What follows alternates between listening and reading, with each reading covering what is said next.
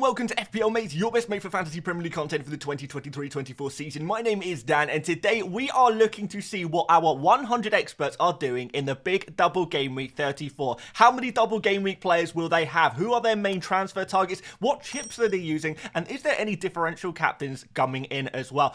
There are a few guys. Make sure you like, do subscribe. Let's get started. So a massive shout out and thank you to all of the experts that helped us out this week with their data. I'm sure there was a lot of people very keen to get involved this week actually, and we've got some great data with lots of transfers being made and cannot wait to share this with you. But make sure you go check out all of the guys on screen right now if you do see them around the grounds. So looking at some of these trends, 18% are making just one transfer this game week. We got 34% making two transfers. So yes, it is a big week for transfers. It is a big week for making multiple transfers in your FPL team. 5% are making three transfers in fact. So a lot of people going really big this week, really taking hits, looking to get the maximum amount of double game week players as possible. We have got an insane 40% of our experts are going to be using their free hit chip this game week. So yeah, that's a lot. 6 in 10 will be not using a free hit, but 4 in 10 will be using a free hit, which I find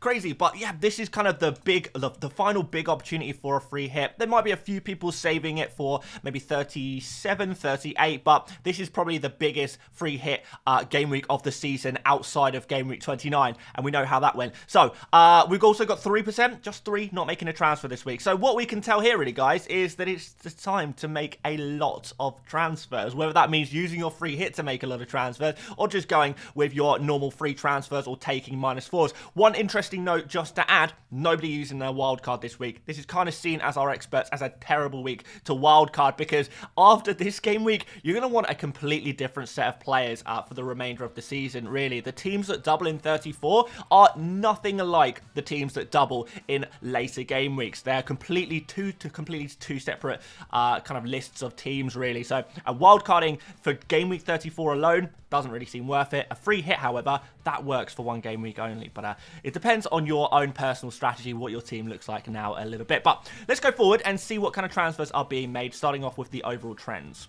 So overall trends, overall FPL player base, who is being brought in?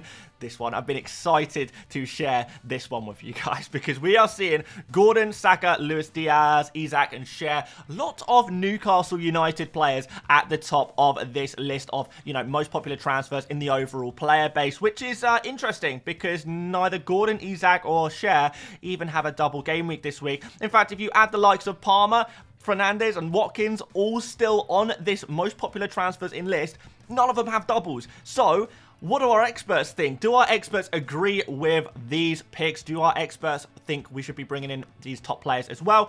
The answer is no. Luis Diaz, Eze and Cunha are the only players on this list of 12 top most transferred in players in the overall player base that our experts also like. And bear in mind, guys, our experts are making an insane amount of transfers. And yet what we see is only Luis Diaz, Eze and Cunha are seeing any significant transfer interest among the top managers. We are seeing a real difference between, I guess, the, I don't want to say casual manager, but people who maybe take FPL less seriously, less engaged manager is probably the right words to use, and the top expert manager making very different kinds of moves. Because looking through, there are a few players here that there is no interest among our experts at all. Gordon, Isak, Cher, the 3 Newcastle guys, Palmer against Arsenal, tough fixture, Ollie Watkins with his single game week. None of our experts are going for these players, and in fact, a lot of our experts are selling the likes of Gordon, selling the likes of Cher, selling the likes of Palmer going into this game week. So it's one of those really crazy situations where there is a significant difference between what the top FPL managers are doing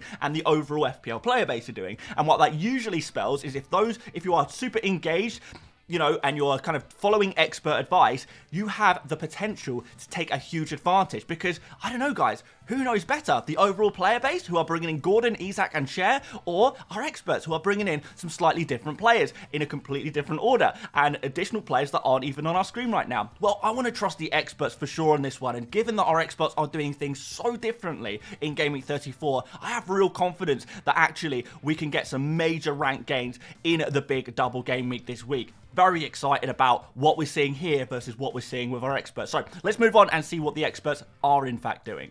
Well, first of all, they're selling a whole bunch of players. Heung-min Son and Phil Foden seem to be the two main players being sold this game week, with our experts looking to bring in some new midfield talent. Of course, Son is fixtureless for Game Week 34, so a pretty easy sell this week, particularly if you have a wild card for next game week where you can grab him back straight into your team. Foden also being sold, a little bit rotation risk recently, which has been a little disappointing. Bradley is injured. Muniz has been disappointing, no doubles there. Palmer plays Arsenal. Gordon, no double. Areola, injured. Pedro Porro, no fixture. Semenyo, injured. Zabani, well, I don't actually know why people are selling Zabani. He has a double game week. But hey, most of these players you will see do not have double game weeks. Some don't even have a fixture, and that is a real trend this game week. Our experts are removing players who do not double and replacing them with players who do double. So let's go ahead and see who they are bringing in to replace some of these players, particularly the likes of Son, Foden, and Palmer. Gordon, we're seeing a lot of midfielders being transferred in. Is there perhaps a midfielder that is being transferred in? You know, let's see. Yes, there is. The answer is yes. Eberechi Eze is this game week's expert hype pick. He really, truly is. So, given the fact that he's like, you know, maybe he's going to be probably 5th or 6th most popular transfer in the world, among our experts, they have no doubt about it. Eze is the guy to go for this game week. 36 transfers out of our 57 transfer-making experts this game week is a serious, serious number. And our free hitters are all including Eze in their free hit teams as well. Kai Havertz coming in here at 2nd with 7 transfers in. Trent with 6 as well. And Mateta, interestingly, with 5. Hasn't scored many FPL points recently, but looks good. Underlying data's good. Getting in dangerous areas. And we love the look of Crystal Palace's home fixtures against West Ham and Newcastle. So you can definitely understand why some Crystal Palace players are on this list. Darwin Nunez, 4 transfers in for him, although I believe one of our experts also transferring Darwin out. So yeah, make of that what you will. With Henderson, the Crystal Palace goalkeeper, 4.4 million, nice and cheap. He is the goalkeeper of choice among our experts, although there was a tiny bit of interest in the likes of Alisson and Raya as well. Luis Diaz, still transfers trickling in for him. Mitchell is the preferred defender from Crystal Palace, although there was 1 transfer in for Anderson and also 2 for Munoz. So I don't think it's cut and dry which is the best Crystal Palace defender to go for necessarily. And finishing off the list, Van Dijk and Cunha. So we're seeing a completely different list here than the list you saw of the overall player base. And fair enough, granted, a lot of our experts already have the likes of, well, Salah, Saka, maybe a few have Luis Diaz as well. But what the point is that we're seeing real different moves, and I like that. And it seems to spell opportunity whenever we see something like this. Let's suggest some transfers based on our data, and then we can look at captaincies, and we can have a look at the double game week players as well. So suggested transfers, Son to Eze, nice and easy. Free up that budget and maybe make a double transfer this week with all of that money you just banked. Son without a fixture and with Eze, 2 great home fixtures. It's a no-brainer, really. Foden to Eze could also work very well as well. If you have Foden that you'd like to get rid of, maybe you don't have Son in your team, but you have Foden, hey, that works pretty nicely. And Son to Kai Havertz as an alternative. Maybe you already have Eze, maybe you are actually not very interested in Eze, or maybe you want to make 2 midfield transfers. Havertz could be the other guy to go for. For our defender transfer, Bradley to Trent Alexander-Arnold is kind of the biggest trend among our experts, although I do understand that that's a lot of money to be upgrading Bradley to Trent, one of the cheapest defenders in the game versus the most expensive defender in the game. You really are going to need to downgrade a Son to an Eze in order to afford something like this, although maybe there are other ways of you getting a Liverpool defender into your team. Muniz to Mateta, not much difference in those 2 players' prices, and I think you gain a lot from making that move. Looks pretty nice. And Areola to Henderson is another suggested transfer there as well, with Henderson being the hype goalkeeper, I guess, for Game Week 34 outside of the Arsenal and Liverpool teams. So here are our top captain picks among our experts. And I should note here, we also do have 1 triple captain this week among our experts. Only 1, but still, that's something worth noting. And that 1 triple captain, by the way, is going to be on Mo Salah, as are a lot of the other captain armbands among our experts. In fact, 82% of our experts will be captaining Mr. Mo Salah this game week. Seems very obvious, you know, he's Salah. I mean, maybe hasn't been in the greatest form recently, but Fulham and Everton, not exactly the worst fixtures. And this is Salah to remember, penalties always going to be a huge advantage there, and that's always a theme on these captain pages. We always see a lot of penalty takers on here. So if you want to go template, if you want to go safe, Salah is definitely the answer there. Eze building up a little bit of hype, another penalty taker with better fixtures in West Ham and Newcastle, perhaps better form for Eze, although he cannot match the underlying numbers or the historical data of Salah. So a real risk there if you do want to go for Eze.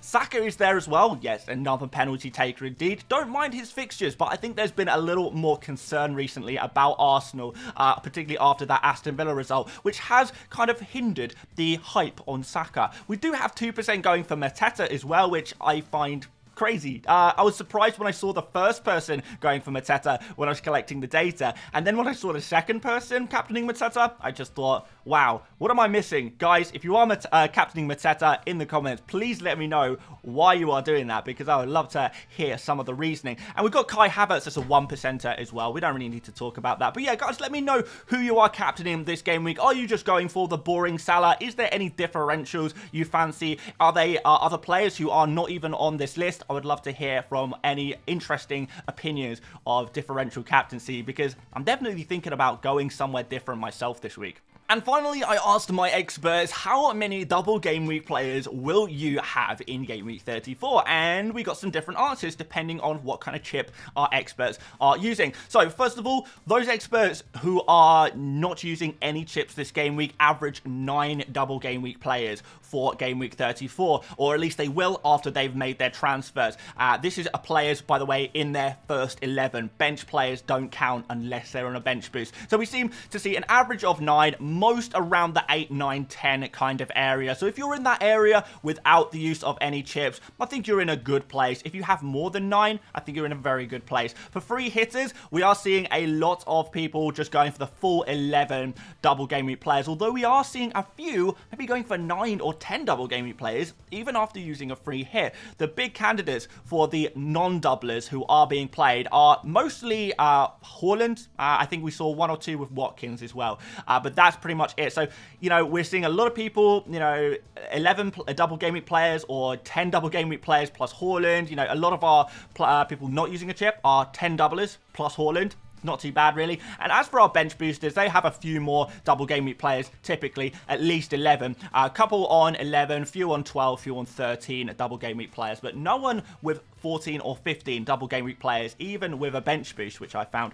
quite interesting as well. Averaging 12 players there, free hitters averaging just under 11, but the total average among all of our experts is just under 10. So 10 double game week players, I think, is the target this game week, no matter what chip you're using. If you don't have a chip, 9 is probably your target, but if you can get to, you know, 8 without chip, I think you're in a good position as well. You know, that's still going to be good enough compared to most of the FPL player base. So let me know, guys, how many double game week players will you have for game week 34 that you are starting? Bench players don't count unless you're on a bench boost. Yeah, let me know. Is there anyone out there with 15 on a bench boost? Are most people on free hits on 11? Maybe a few less. Is anyone in a disaster situation with some of our experts have, you know, 5, 6, 7? Are any of you guys in the same boat? Love to hear from you. But we are going to wrap this video up, guys. If you did enjoy this video or found it useful, make sure you do drop a like. Do subscribe if you are new around here as well. Massively, massively appreciated. We've got a couple of Game Week 34 videos on the channel already if you'd like to check them out. Buy, sell, keep, avoid was yesterday, for example. And we also did a free hit draft, I guess, free hit template, free hit guide on Sunday. Feel free to check that one out. But aside from that, guys, thank you so much for watching today. I will be back tomorrow with my team selection video, and I'll see you later, mates. Bye-bye.